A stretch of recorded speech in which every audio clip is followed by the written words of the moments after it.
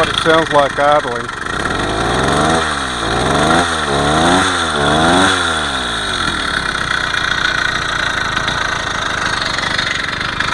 See, I've got the clutch locked. It doesn't have a gearbox per se. I mean, it's got a gearbox, but it's not. Oh, it only has one speed.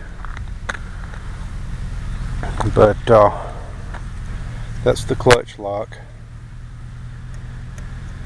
I broke the original, and I bought one of these earlier. I think they're referred to as the Russian style. It's the way the Russians built them when they were still building these engines, because this is actually a copy of a Russian engine, but it came with a cast aluminum lever with a push button lock, and I broke it trying to put it on a handlebar that's too large.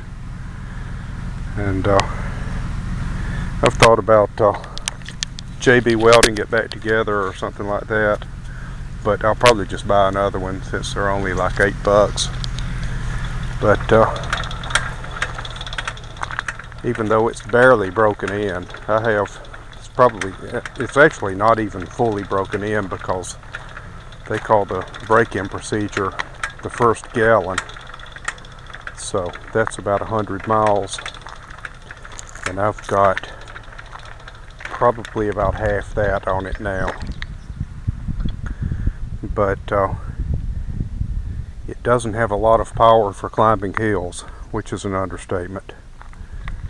But it's really easy to pull in the clutch and either idle it or hit the kill switch and kill it going down even the slightest grade, because it's easy to restart. All you got to do is pop the clutch back out and it restarts, and so that works well. Just giving you a little shot of the view from around here. This is a pretty nice area,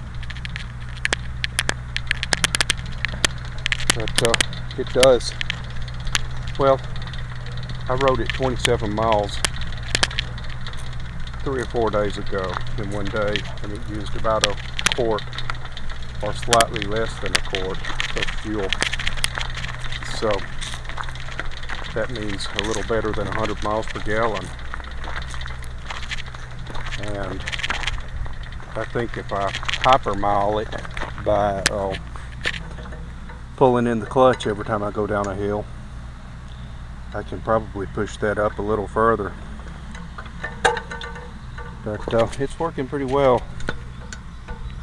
I plan to do a few things to increase the output, and what I'm doing right now is working on building a better CDI that will have a top end retard and bottom end advance, which will give me a little more low end power while not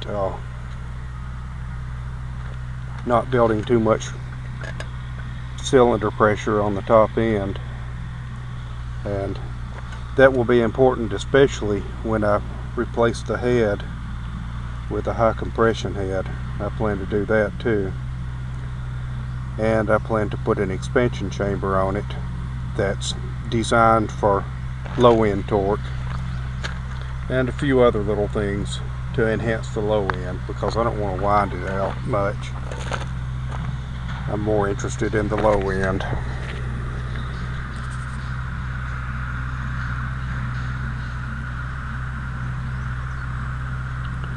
Yeah, I guess this thing is still recording. Wasn't sure if it was or not. So let's roll down the road a little.